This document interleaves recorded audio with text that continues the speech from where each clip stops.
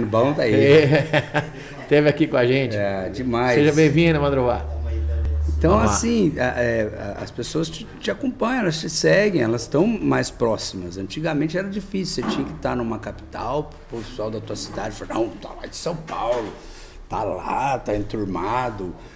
No meio do rolê. Tá no meio do rolê, mas a gente não estava no meio do rolê, a gente estava à espera de que alguém nos enxergasse de um jeito que a gente achava que a gente estava pronto. E, na verdade, não é assim.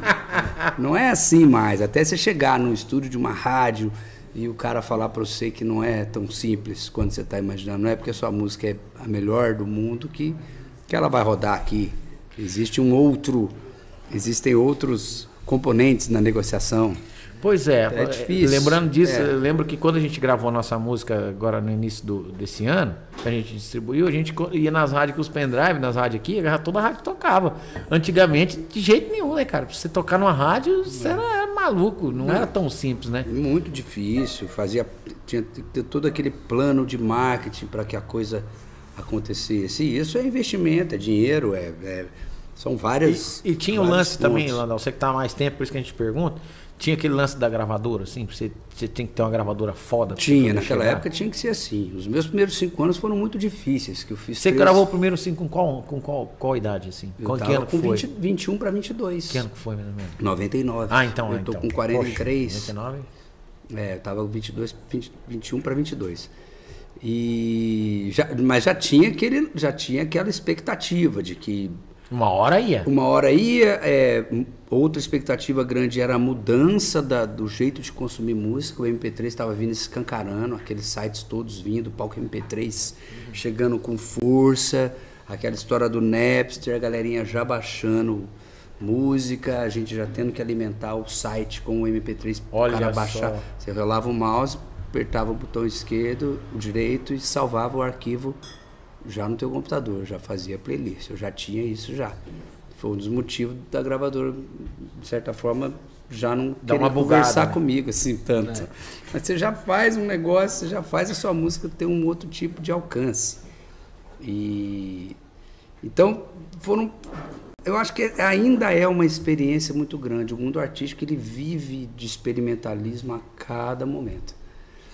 Com relação ao grande centro, existe uma coisa interessante que a gente busca, uma cidade maior, para a gente ter mais alcance tocando numa cidade que tenha mais bares, que tenha mais gente e tal. Mas, por exemplo, eu comparo muito Foz do Iguaçu a Alfenas, ao mesmo tempo, tem algumas cidades de Santa Catarina que me lembram muito aqui, Criciúma, por exemplo, são cidades de polo industrial forte, cidades que têm muita faculdade, muito estudante. À noite funciona, a cidade já vive sem precisar num grande centro, uma capital por perto. São Paulo estava muito perto da minha vida, assim, estava a 280 quilômetros da minha cidade, Alfenas. Então, assim, 100 quilômetros mais perto de Belo Horizonte. Então, assim, São Paulo era um caminho, não era um caminho mais fácil, mas era um caminho próximo, era um grande centro muito próximo. Por isso, talvez eu tenha criado coragem, mas se eu tivesse numa outra, talvez não tão perto de lá, talvez não seria lá, poderia ser uma outra cidade um pouco maior. Fenas é pequeno, tem 70 mil habitantes. Caramba, hoje. É pequenininho, cara. Esse bairro aqui tem 70 mil. Mas sabe o que é o mais doido? A cidade tem 70 mil habitantes e 20 mil flutuantes de estudantes. Caramba. E prestadores de serviços. Então lá tem a regional hospitalar muito forte, então tem esses tratamentos de câncer de alto nível e tudo. Então tem hospitais, tem 2 faculdades de medicina. Então, assim, você imagina, 20% quase da população é de fora, que leva um dinheiro gigante para a cidade, investimentos, possibilidades de investimento muito grande numa cidade pequena, assim. E ao mesmo tempo você está tocando para gente do país inteiro. Nossa. Então não muda nada. Um monte de bar, né? Molecada jovem adora boteco, né? Não adianta. Isso aí Então é tão efervescente quanto uma cidade de 200 mil, 300 mil. Né? Não se comparar a uma capital, porque o alcance vai chegar uma hora que você vai, né? Você alcançou aquela região ali, você já fez o teu... parece que a tua música vai exigir que você vá para um lugar maior. Mas o grande centro, naquela época, eu imagino ali nos anos 60 e 70, voltando um pouco na história que você falou de Belo Horizonte, aí comparando com São Paulo e outras grandes capitais, Você tinha que estar ali naquela expectativa de aparecer num programa de televisão de sucesso, verdade, pô. um show de calouros que revelava e revela até hoje grandes artistas.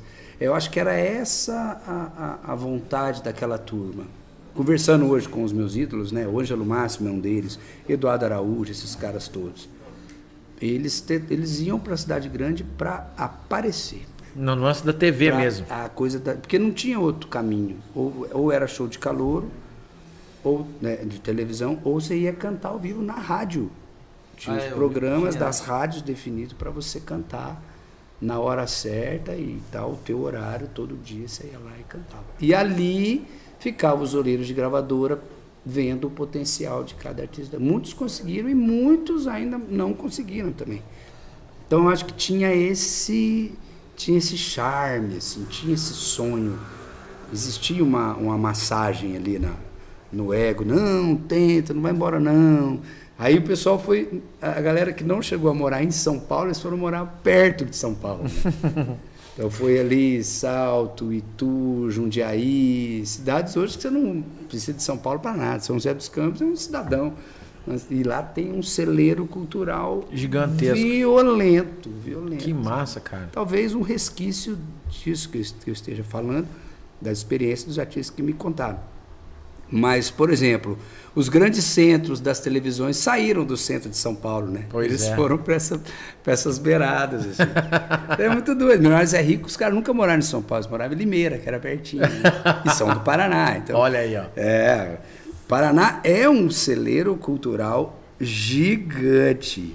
Gigante. Eu sou apaixonado pelas coisas feitas aqui. Acho o trabalho do João Lopes uma coisa fenomenal. Assim, um cara que eu ouço todo dia. E outras bandas tão importantes quanto Blindagem, eu acho uma das maiores bandas de rock que esse país tem. Olha a banda está em atividade, né? E mandar um abraço aí pro Juque, grande Paulo Juque, parceiraço. E assim, como é Minas Gerais também, é que teve aquele período do Clube da Esquina, realmente, que era uma turma muito talentosa e tudo, e muito nova. Acho que eles eram muito novos para fazer um negócio tão rebuscado daquilo. E aí todos eles aconteceram no Rio de Janeiro, né? Porque o Rio era a capital do país naquela época. Então ainda tinha o negócio do Rio, do eixo Rio-São Paulo, tinha essas coisas. O São Paulo era a televisão e as rádios, né? O Rio de Janeiro era a capital do país, todos os escritórios, até hoje, tudo que você vai fazer de registro de música, é tudo no Rio de Janeiro. Olha aí. Não foi nada para Brasília, ficou tudo lá. Pois é, tem esse lance também. A gente fez o último clipe, mais recente. O mais recente clipe, eu tive que fazer as cópias para autorizar, exibir na televisão, tive que mandar 3 cópias em DVD do clipe para Ancine, no Rio de Janeiro, para eles liberarem agora, semana passada. Que louco, para liberar para ir para a televisão.